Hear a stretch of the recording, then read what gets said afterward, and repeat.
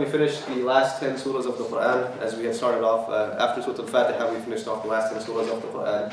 So inshallah we'll start with Surah Al-Naba this week. And the reason is again, trying to cover those surahs which are more often heard and read in the salah, that we actually take time, or we hear when we're in the masjid, or we just commonly listen to as well. So these are more of the common surahs that we'll hear.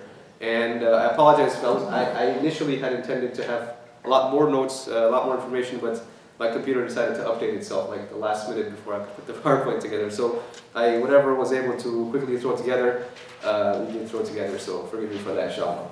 As for the introduction for this surah, this is a Makki surah, an early Makki surah. And Ibn Ashur, Muhammad Taha ibn Ashur, the Mufassir, he mentions that this was the 80th chapter of the Quran, the 80th surah in the order of revelation. And this is an early Meccan surah, meaning the Prophet ﷺ had not yet migrated to Medina. He was starting his preaching, his call to Islam in the city of Mecca. So being one of the early Meccan surahs and being the 80th surah to be revealed, it tells you how much Quran was actually revealed in the early part of the Prophet's call to Islam. And a lot of those surahs that were revealed were the shorter surahs. So we know the last portion, the last juz of the Quran contains the most surahs, and therefore we know that there was a lot of Quran that was revealed. One of the hallmarks of the Makki surahs, the early Makki surahs, is that they had short ayat, very, very short ayat. And they addressed the people in a way that would entice them to listen to what was being presented. Because at this time, when the Prophet ﷺ had started communicating the message, there's only one God, these idols are worthless, the stones are worthless, I'm not going to get anything for you, I am a prophet, there is a life after death. When he started communicating these things, the people started saying, don't listen to him. His words are, they have magic, will have a power over you, so don't listen to him. So Allah revealed ayat, and He revealed the Quran in a way that the ayat were very short. So it's not like He's giving this long message, right, that people would not listen to Him. There were these short, very piercing messages that He was giving, and that's why you find the surahs in the last portion of the Quran, the surahs that were usually Makki surahs, to have these short ayat. Right, so this surah starts with Amma yatasa'alun, literally 3 words or 2 words, if you depending on how you see it, but 2 or 3 words, that's it. And it starts off with a question: what are they asking each other about? Right, so when somebody says that, you don't necessarily think that it's Quran that's being read. So Amma yatasa'alun, what are they asking each other about? Then people would tend to listen. Right, al-qari'ah, mal-qari'ah, right, the calamity. What is that calamity? So these are things that would cause people to be interested and want to listen. And this is interesting because we know now in the age where we do a lot of blogging and writing online and articles and newspaper articles and this and that, what is the thing that's going to get people's attention in a blog or an article? What is that? The hook. The subject. The not just the subject. Headline.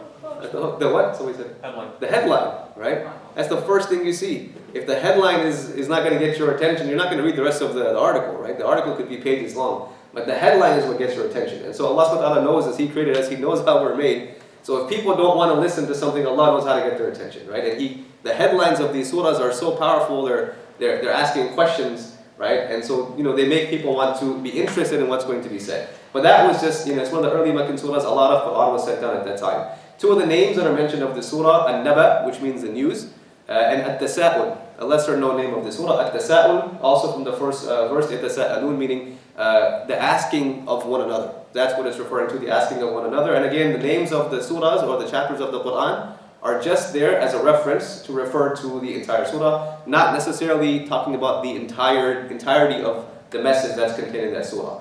But this is one of those surahs where the case is that yes, the great news is there is one major topic or one major theme of the surah, and that is the affirmation of life after death. Right, the affirmation of life after death, and that is what they were asking each other about. There were some different views. So the Meccan pagans believed in Allah. We talk about the 3 major themes of the Quran, right? It's the Tawheed, the belief in the oneness of Allah, the belief in the prophethood, that Allah sent messengers as to communicate His message, and the belief in the Akhirah, the hereafter. So the primary message in this surah refers to the 3rd one, which is the hereafter. And again, this was the more difficult thing for them to kind of grasp, because as is written here, that they believed in Allah even though they associated other gods or deities or idols with Him. They still believed in Allah subhanahu wa ta'ala as the creator, as as the deity. They knew that Prophet ﷺ was an honest person. right? They knew he was an honest person, but they just had a hard time grasping that he's saying that he's a prophet from Allah subhanahu wa ta'ala.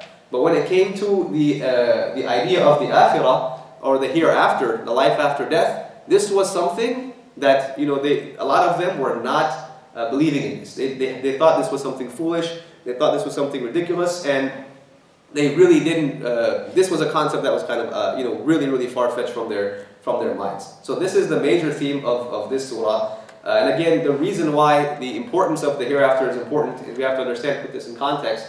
Why does Allah subhanahu wa ta'ala focus so much on the mention of life after death and the hereafter and the accounting and the judgment and all of these things? It's 1/3 of the message of the Quran. Why? Because it creates that type of attitude that we need to have to keep our lives in check. When you know you're going to be held accountable for the things you do, you behave differently, right? And this goes for even our everyday lives. If we know there's a reward or consequence, it affects our behavior. So just realizing that every single thing we do or say or perform we're going to be held accountable for it. This is something that helps us keep ourselves in check and helps us live up to the standards of Islam. So it helps us elevate our standards as well. And it also helps us into realizing that we can distance ourselves from the pleasures of this world, right? Because again, this world is not the world where we're supposed to live and indulge. This is a world of trial and test. The next life is the world where we're going to be rewarded, and that life is going to be forever. So it helps us to cut down in our relationship with this world that we have. So constant mentioning and reminding of the hereafter, these are some of the main benefits that it provides a Muslim. Again, keeping your attitude in check, keeping your standards high in the way you behave, and not getting too attached to the life of this world. So we go to the surah. Hopefully, inshallah, we'll be able to cover the first 15 ayat. There are short ayat, and we'll be able to hopefully cover the first 15 because the first 15 really make up a beautiful introduction into the topic, and there's some beautiful imagery in there as well. So the first 3 ayat, Allah Azza wa Jal, He says, عَمَّ يَتَسَاءَلُونَ عَنِ النَّبَإِ الْعَظِيمِ الَّذِي هُمْ فِيهِ مُخْتَلِفُونَ, which roughly translates to about what are they asking one another, and then Allah answers that question about the great news. So He asks a question and then He answers the question, and there's a reason for that. And then He mentions that news, a detail of that news. It's الَّذِي هُمْ فِيهِ مُخْتَلِفُونَ. It's something that they themselves are in disagreement with, meaning they're not agreeing with each other about how to understand this news. Now, when it comes to the great news, it refers to one major thing, and that is the Quran. Because this is early in the Meccan period. The Prophet ﷺ is bringing the Quran to them, so that's what it's mainly referring to. And a portion of the Quran is the hereafter, which is then addressed in this surah. So this Quran that the Prophet ﷺ is bringing is something that they don't agree about. Whether he's a prophet, whether this is from Allah, or just from himself, or he's crazy, or whatever. And then the fact that he's saying there's going to be an afterlife, right? This is also something of great news. So the word يَتَسَاءَلُونَ, which means to ask one another, there are a few meanings that are contained within this one word.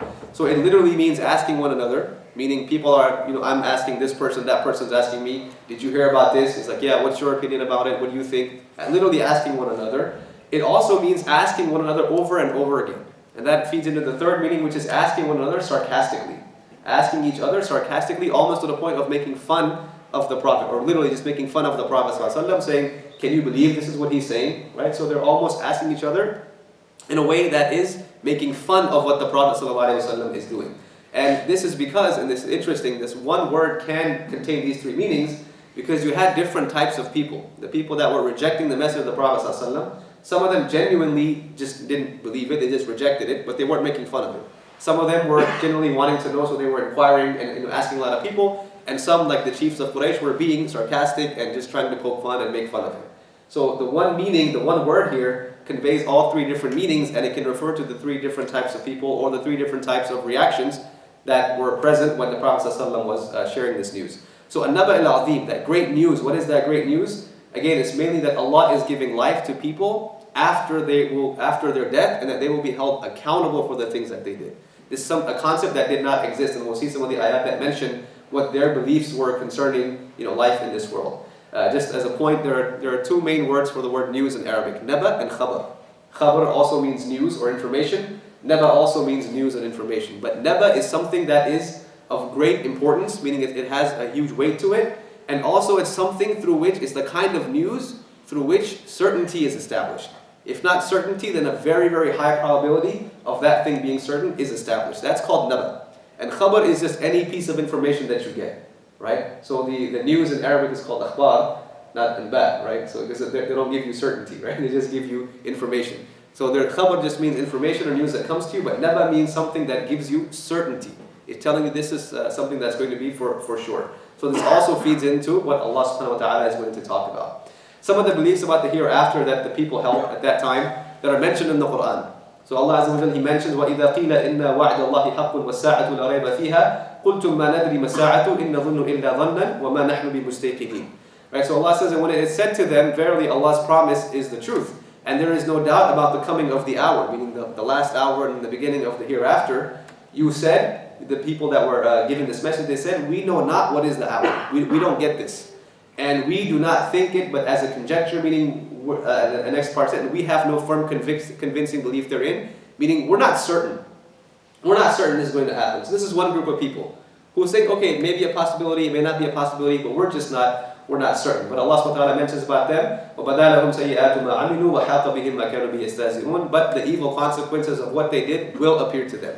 Meaning it's definitely going to be happening, it's definitely the truth, and they will be enveloped by what they used to ridicule. So the word ridicule here is also used, meaning because they would also ask in a manner that was ridiculing about the hereafter. And Allah says, وَقَالُوا إِنْ هِيَ إِلَّا حَيَاتُنَا الدُّنْيَا وَمَا نَحْنُ بِمَبْعُوثِينَ. And some of them, they say, there is none but our worldly life. There's nothing but this life, and we will not be resurrected. People that actually had to believe that they will for sure not be resurrected whatsoever. You're going to be finished right here. Another version of that, وَقَالُوا مَا هِيَ إِلَّا حَيَاتُنَا الدُّنْيَا نَمُوتُ وَنَحْيَا وَمَا يُهْلِكُنَا إِلَّا الدَّهْرُ وَمَا لَهُمْ بِذَلِكَ مِنْ عِلْمٍ إِنْهُمْ إِلَّا يَظُنُّونَ. And they say there is not but our worldly life. We die, we live, and nothing destroys us except for time. And they have of that no knowledge, they are only assuming. Again, people that are certain that this is not going to happen, but Allah says they are only assuming, they have no real knowledge of what's going to happen to them. And Allah subhanahu wa ta'ala also mentions about وَضَرَبَ لَنَا مَثَلًا وَنَسْيَ خَلْقَهُ قَالَ مَنْ يُحْيِي الْعِظَامَ وَهِيَ رَمِيمٌ قُلْ يُحْيِيهَا الَّذِي أَنْشَأَهَا أَوَّلَ مَرَّةٍ وَهُوَ بِكُلِّ خَلْقٍ عَلِيمٌ. Some of the arguments that they came to the Prophet ﷺ with, that you're telling us we're going to be resurrected after we're dying and we're going to be in these graves. So they said, Allah says, and He presents for us an example and forgets His own creation. He says, who will give us life? Who will give life to the bones when they have disintegrated into the ground, right? They have mixed with the ground and gone away. Who is going to give life? So they ridicule the Prophet ﷺ with this question. Tell me, who's going to bring this back to life? These bones back to life when they have just gone and decayed into the ground? And Allah says, say, He will give life to them who produced them the first time. Meaning Allah is the one that created them the first time, and He's the same one that will make them again, bring them back again. And He is of all creation knowing.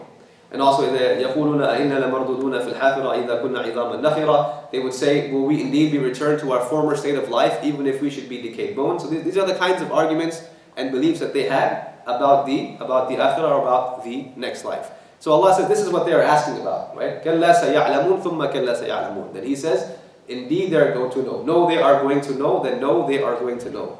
Right? So this wording in English doesn't really make, it's kind of confusing. Right? No, they are going to know, then no, they are going to know. The word kalla in Arabic, it's used to reject an idea or reject a claim.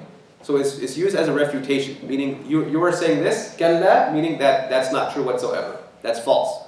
So they're saying that they're not going to be resurrected and all of these kinds of things. Whatever their beliefs are, Allah says kalla saya'lamun. Like no, they are wrong, but they are going to know. Thumma kalla saya'lamun. Again, Allah says they are wrong. They are completely wrong. But they will know. They are going to find out. They will know soon enough. And when will they know soon enough? It's referring to their time of death. Right? Either they will accept it because it will make sense to them after these ayat are read, or if they continue to reject at the time of their death, then they will see everything. Right? They will see the angels. They will see all of the things that are going to happen in the beginnings of the hereafter. So they are definitely going to know. One way or the other, they will be made to know, and they will be made to be certain about the reality of the hereafter, whether or not they accept it in this world. So this is what Allah Azza wa Jalla, this is where He repeats the phrase, كَلَّا سَيَعْلَمُونَ ثُمَّ كَلَّا سَيَعْلَمُونَ, also meaning at the time of their death, and then again at the time of their resurrection. So they die in this world, and then when they're resurrected, and the other half of the hereafter starts, again they will know. And then from here, you have an interesting change. Right from here, Allah subhanahu wa ta'ala starts mentioning the things that He has created, the wonders that He has created. So He says, أَلَمْ نَجْعَلِ الْأَرْضَ مِهَادًا وَالْجِبَالَ أَوْتَادًا. The first two things He mentions. He says, have we not made the earth a resting place, or something that's spread out, and the mountains as stakes, or like pegs? right? So what is the transition from here to there? We'll see at the end here. But now from here, Allah subhanahu wa ta'ala just starts mentioning some of the wonders of creation. So أَلَمْ نَجْعَلِ الْأَرْضَ مِهَادًا, did we not make the earth as a spread out resting place for you? وَالْجِبَالَ أَوْتَادًا, and did we not make the mountains as pegs?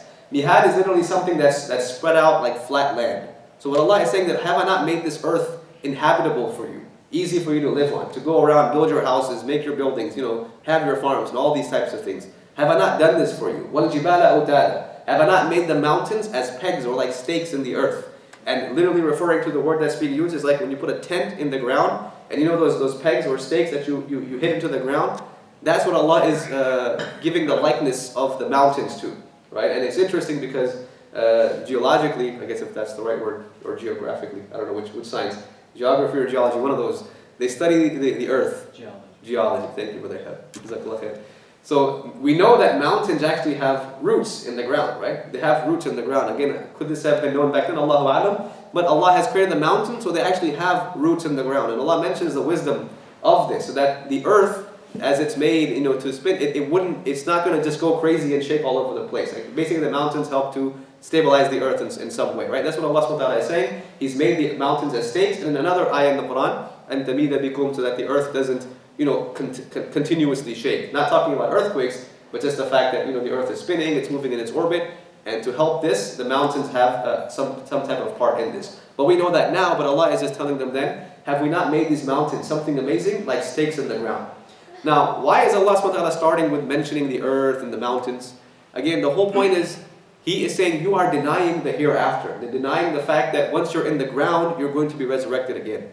So He starts mentioning some of the wonders of His creation because He's saying, look at all the things I've already done.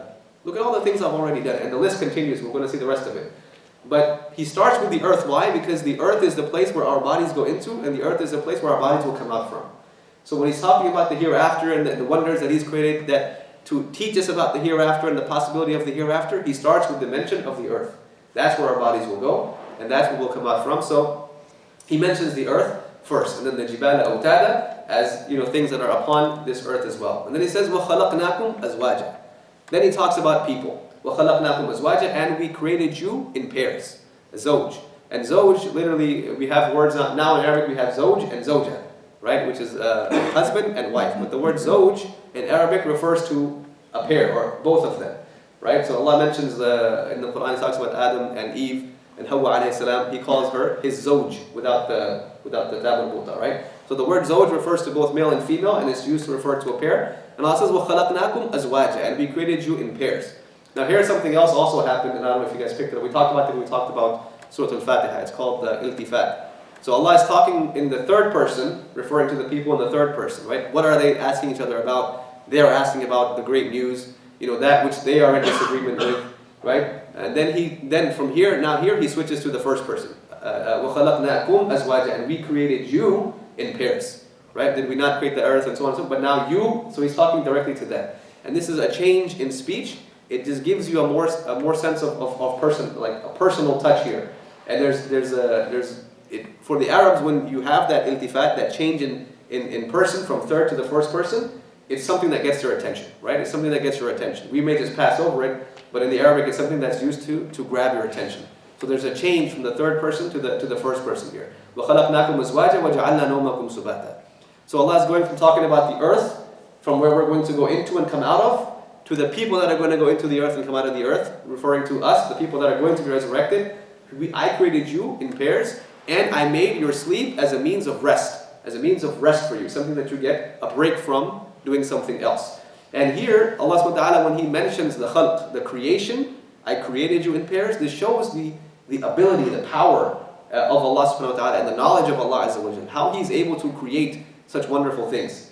And then when He says, وَجَعَلْنَا نَوْمَكُمْ سُبَاتًا, and when He says azwaja, that He created you in pairs, the fact that He created us in pairs shows us His wisdom and His mercy. Because not only is He able to create us, He's able to create us in a way that we're able to function in a very specific way. So we have spouses, we have people that we have families and all these types of things because of this pairing that Allah Azza wa Jal has created us as well. So it shows us His power, His ability, His wisdom, His mercy, just in these three words. And وَجَعَلْنَا نَوْمَكُمْ سُبَاتًا, we made your night a subat, a means of rest. The word Sabt, which by the way the word Saturday comes from, right? The word Saturday comes from Sabt. Why? Because of the previous nations. What was the day they rested on? Sabbath, right? The same word, Sabt. So Sabt literally means as a rest, right? Something you take as a rest. So it's used to refer to spread or stretch out, meaning physically, you lay down, you stretch out, or to cut something off, to stop doing something. So when you sleep, that's when your work cuts off, right? You stop doing the work, all the hard work that you're doing, your chores and everything, that's when it stops. So that's what Subata is. The night is really a time for you to stretch out, relax, and to stop doing the kind of work that you're doing. And Allah is saying, I am the one who made this for you. I am the one who determined that in the nighttime you're going to sleep. After I made you in pairs, I am the one who determined this. Now also, why the mention of sleep? Right? Why the mention of sleep specifically? Because it's known as the sister of death. Right? The sister of death. When you're sleeping, you're basically almost like in a state of death. You're not in control of what's happening, what's going on. You're completely knocked out, right? You're gone. So they call it the sister of death as well. So Allah Azza wa Jalla starts with the earth. That's where we go into come out from. Then He talks about us, how He created us, and then He talks about death because also it's a reminder. He talks about sleep. It's a reminder of death because none of us are sure for 100% if we're going to wake up after our sleep. And there have been people that simply die in their sleep, young and old. They die in their sleep. And then He says, وَجَعَلْنَا اللَّيْلَ لِبَاسًا وَجَعَلْنَا النَّهَارَ مَعَاشًا. And we made the night a libas, a covering, right? Literally a piece of cloth, something that covers. وَجَعَلْنَا النَّهَارَ مَعَاشًا. And we made the daytime, the time that you seek out your livelihood, right? The time that you go and do all the work that you have to do. So the sleep is for your rest. And then why? Because the night is made as a covering so that you can go to sleep, you can have your rest. And what do we do when we go to sleep? We turn the what off, right? Turn the lights off. It's a natural thing that we do to go to sleep. The darkness is facilitating the rest that we take in the night. And that's what Allah subhanahu wa ta'ala mentions it. And the daytime, He says, I made that for you to go seek out your livelihood. That's generally the time people go out and do the work, do their chores, do everything that needs to be done. So Allah subhanahu wa ta'ala is saying, this is what I have made. And interestingly enough, Allah subhanahu wa ta'ala in the Quran, He mentioned something, why the alternation of night and day, how much of a mercy it is. Allah says, قُلْ أَرَأَيْتُمْ مِنْ جَعَلَ اللَّهُ عَلَيْكُمُ اللَّيْلَ سَرْمَدًا إِلَى يَوْمِ الْقِيَامَةِ مَنْ إِلَهٌ غَيْرُ اللَّهِ يَأْتِيكُمْ بِضِيَاءٍ أَفَلَا تَسْمَعُونَ قُلْ أَرَأَيْتُمْ إِنْ جَعَلَ اللَّهُ عَلَيْكُمُ النَّهَارَ سَرْمَدًا إِلَى يَوْمِ الْقِيَامَةِ مَنْ إِلَهٌ غَيْرُ اللَّهِ يَأْتِيكُمْ بِلَيْلٍ تَسْكُنُونَ فِيهِ أَفَلَا تُبْصِرُونَ. Beautiful ayat. Allah says, say, have you considered if Allah should make for you the night continuous, forever until the day of resurrection? What if it was just night all the time? What deity, what God other than Allah could bring you light? Right? And this is something that we need. Then will you not hear? Right? Will you not listen to the admonition that's being given? Then in the next ayah He says, say, have you considered if Allah should make for you the day continuous until the day of resurrection? What if it was daytime all the time? What God other than Allah, what power other than Allah could bring you a night in which you may find rest?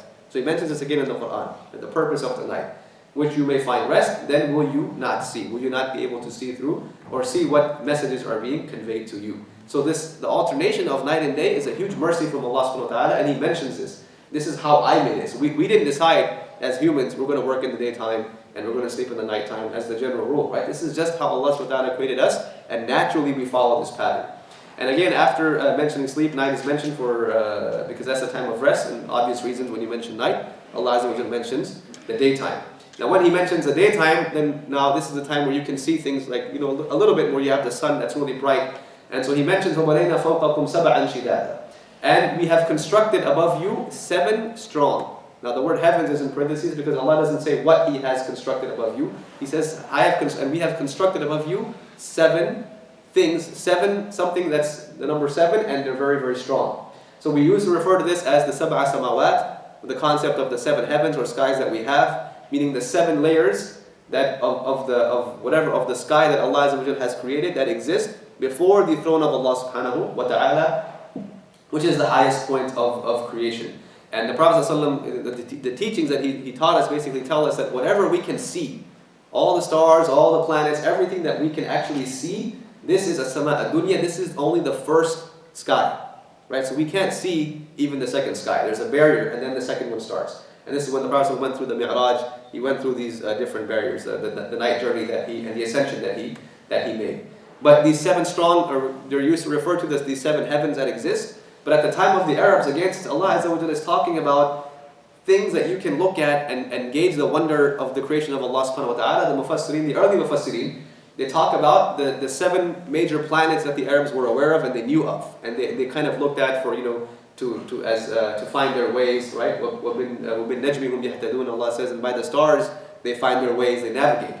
So these 7 strong that they used to consider things that were in the sky that they would determine the direction by were Saturn, Jupiter, Mars, Venus, Mercury, the Sun, and the Moon. So these were kind of what they considered to be the 7, mighty heavenly bodies with that. So some of the early Mufassirin referred to these as being the 7 because they said that they have to be things that they can visually see and recognize. So these are the things that they could see and recognize. Again, the sun and the moon as well, obvious from those. And then the 7 heavens or layers of the skies as we talked about. So this could apply to all of these things. And since Allah Azza wa Jalla doesn't specify, meaning there are things up in the heavens multiple things that can be referred to as well. He didn't say 7 what that are strong, he just said 7 strong. And we can read into them whatever is making sense to us at this time. And then he says, وَجَعَلْنَا سِرَاجًا وَهَّاجًا. And since he's talking about the heavens, he's getting your eyes to look up. Then he mentions, and we have also made for you a siraj, that is wahaj. Siraj is like a lamp, and wahaj is something that is bright and something that has heat. Something that is bright and that has heat, and that is obviously referring to the sun. So he's referring to the sun as sirajan wahaja. And then he says, وَأَنزَلْنَا مِنَ الْمُعْصِرَاتِ مَاءً ثَجَّاجًا. And then we sent down from al-mu'sirat, this water that is pouring down. The translation says rain clouds, but the word mu'sirat, what it means is something that's filled up with water and it's about to just start dripping. It's about to start dripping because it's filled up. It's almost to the point where the rain's about to pour down. So the word mu'sirat in and of itself means that it's about to start pouring, it's about to start raining. And then it says ma'an thajjaja, right? Water that is coming down, just continuously pouring down rain. So Allah is talking, now He's taking us from looking at the sun to coming down at the clouds. وَأَنزَلْنَا مِنَ الْمُعْصِرَاتِ مَاءً ثَجَّاجًا. I am the one who has made these rain clouds that give you water and it pours down. So why mentioning now the water, right, with the relationship to the hereafter? Because water is something that we know that brings life to the dead earth. The earth that dies, then water comes and waters it, then it comes back to life. So Allah is now giving more examples here about the hereafter, about how He can already bring things back to life after they have died. And He mentions this explicitly in other parts of the Quran, and He mentions even more explicitly that this is exactly how you will be brought back to life. كَذَلِكَ تُخْرَجُونَ. Like this, you will be brought back to life. Just like the dead plants or the dead earth comes back to life and starts to sprout up again out of the earth, just like that, we will again come out of this earth. And then He says, لِنُخْرِجَ بِهِ حَبًّا وَنَبَاتًا. Why do we send down this water pouring down from the sky? So that we can extract or bring forth thereby different types of grain and different types of herbage or vegetation, right? For the people and for the animals. That's what the scholars generally refer to. Hab is the type of food that people eat, the grains, the wheat, the rice, and all these types of things. And the nabat are the plants and the herbage which the animals graze on, right? And also the vegetables which both animals and people, they eat as well. وَجَنَّاتٍ أَلْفَافًا. And also so that we bring out these gardens that are entwined growth, meaning these thick, luscious gardens. And he mentioned this because again, this is something that sprouts up from the ground, and these are things which people look to as something pleasant, right? They would find shade in these things. They find serenity in gardens. And today, up until today, we still build or construct parks, and we consider them something that are very, very important for to have in even the cities. Somewhere people can go, they can relax, and they have vegetation. They have the trees. These are things that people naturally enjoy and find comfort in. So Allah says we send down this water, we bring out this vegetation and these types of grains, the sustenance that we give to you. And the reason this refers to sustenance also is because the animals that we eat rely on this type of sustenance to be able to sustain themselves, and then we eat those animals as well. And also as a form of pleasure, Jannat al-Alfafa, you also enjoy the vegetation, whatever this earth contains. And this is the first 16 ayat that are kind of mentioned. And the points to note here, the connection between what are they talking about? They're talking about not believing in the hereafter. And why Allah Azza wa Jalla is mentioning these ayat, He's basically saying, look at all these wonders of creation I have already created. Right? I have already done this. And you think it's hard for me to recreate you after I've already done so one more time? It's not going to be difficult for Allah to just bring us back to life, or to bring whatever He wants back to life. And Allah Azza wa Jalla even mentions that there are things He has created that we have no idea exist. We have no idea what else exists out there. And again, just naturally, what can we see of this universe or this when we look up into the sky, is so small, so small. And even the things we can see, we don't know the details of. We don't even know what exists, the kind of environments and things that exist on there. So basically what he's saying, by looking at all the things that I've already done, all the things that you can see before your eyes, it's very easy for you to recognize that the one who made this can bring us back to life if he wants to again. It's not going to be difficult for him. And another thing that we find in these first ayat is beautiful imagery. Beautiful imagery. If you just close your eyes and you read these ayat and you think about the meanings and you ponder them, Allah subhanahu wa ta'ala is taking you on a tour of creation. Right? And He starts from where we are, He starts from the earth. Right? Didn't we create this earth as something flat? And you can literally, either you go to, and I think I mentioned this one time before, that you can actually, if you go to Google Earth, you can actually plot this out, right? You know how you can make like maps on Google Earth, and you can make like a little trip or something? Because the Google Earth, you can also go to space, right? Apparently with the sun. So you can actually map all of this out, right? You start from the earth, and then He takes you to the mountains, so your eyes are looking at where you are, and they're looking up at the mountains, right? وَخَلَقْنَاكُمْ أَزْوَاجًا, and then they come right back down to the people that are on this earth. So you're looking at first what exists, and then you're looking at the people that exist, and the condition of the people that exist, right? They have the night, they have the day. What do they do in the night? What do they do in the day? And then He takes you back up to the sky, right? سَبْعًا شِدَادًا, we've created 7 strong heavens above you. So your eyes go out into, the deep space, outer space. And then He focuses you on the sun, right? وَسِرَاجًا وَهَاجًا, He focuses you on just one of those celestial bodies that exist. And then from there, because of the relationship that we have, our planet has with the sun, He brings you back to the sky, right? وَأَنزَلْنَا مِنَ الْمُعْصِرَاتِ مَاءً ثَجَّاجًا. The clouds, just look at these clouds that exist. They also block the sun. They block the sunlight. They're so powerful they can block the sunlight. But these clouds, then they give you rain, and that rain comes back down to where? Back down to the earth. And then your eyes come back down to the earth. And then what comes up from this earth? The plants and vegetation and the grain and all these types of things. You're starting from this earth. He's taking you up to the skies, and then He brings you right back down to this earth. Right? So it's a beautiful thing that Allah Azza wa Jalla is beautiful imagery that's taking place. And this is how the Quran is supposed to be read. Right? We don't just read, okay, read. But when He's telling you, Alam naj'al, didn't we do this? Didn't we do that? Think about it, ponder it. And then you'll really see the beauty in these things. Right? Close your eyes and imagine. Imagine this little tour Allah is taking you on. And He does this in many places in the Quran. Right? أَفَلَا يَنْظُرُونَ إِلَى الْإِبِلِ كَيْفَ خُلِقَتْ وَإِلَى السَّمَاءِ كَيْفَ رُفِعَتْ وَإِلَى الْجِبَالِ كَيْفَ نُصِبَتْ وَإِلَى الْأَرْضِ كَيْفَ سُطِحَتْ. Right? In this surah, Allah says, do they not look physically? Do they not look at the camel, how it is created? And then from there, and then at the sky, how it is raised high. And then back from there, look at the mountains, how they are placed firm. And then at the earth and how it is spread out. He does this many places in the Quran where He takes you on these visual journeys. Right? Imagining, use your imagination and creativity to really come up, think about these pictures. In that part, He actually says, do they not look at? Meaning you have to physically look and consider these things.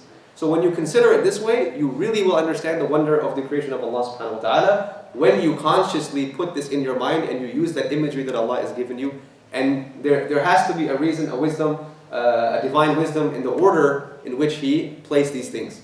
So go into the order and delve into these things and think about all the wonders that exist, and this gives you a much more of appreciation and understanding of the ayat of Allah subhanahu wa ta'ala as well. So that's just something that I definitely want to point out, is the imagery that is contained in the Quran is something that we tend to not think about or ponder or even imagine, close our eyes and think about. It's a beautiful thing that Allah subhanahu wa ta'ala mentions in the Quran as well. And there are various places where He mentions this as well. So we'll end with this, inshallah.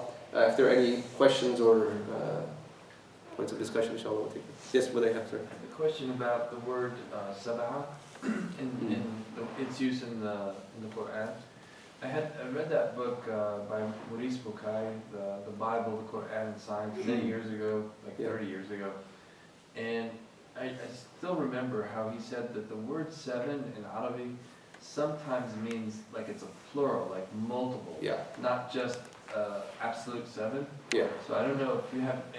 I've never revisited this subject again, so I appreciate any insight. No, definitely. The word, the numbers of 7. So sab'a, sab'een, sab'umiyah. These are used in Islamic literature, and one of the things they refer to is just multitudes. So it's not necessarily saying that there are exactly 7. It could be exactly 7, or it just could be a reference to multitudes. Because we have this reference in various hadith as well, right? 27 marra. If you pray in the jama'ah, if you pray in the congregation, your prayer is 27 more times. So the word 7 is, again, it just means multitudes. Multitudes. And I think I've read where some scholars, they say 7 actually means like anywhere from between 9 to 10 or 15. And then if you use 17, more than that. If you use 700, meanings like in the thousands. So just like we say, like, I did this 1,000,000 times, and I told you 1,000 times. We're just doing it to mean multitudes. We're not meaning the exact number. So that is definitely something that's a possibility, that it's just referring to multitudes rather than specifics. Jazakallah khair. Any other comments or questions? Or inshallah. Going once, going twice. All right. Sorry. Last minute. I don't know if it's directly related, but I think you're mentioning about sleep being the sister of death. Yeah. So I heard from one doctor that most people die in their sleep. Most people. Yeah. Yes. Kind of scary. Yeah, but Something to think about when you're going to sleep tonight, right? Most people die in their sleep. Yeah. We got a doctor here, he can tell. Bill, is that true? Dr. Safdar. I'm not a real doctor. But I don't know. Alhamdulillah. خير إن شاء الله. جزاكم الله خير. سبحانك اللهم وبحمدك أشهد أن لا إله إلا أنت أستغفرك وأتوب إليك. جزاكم الله خير.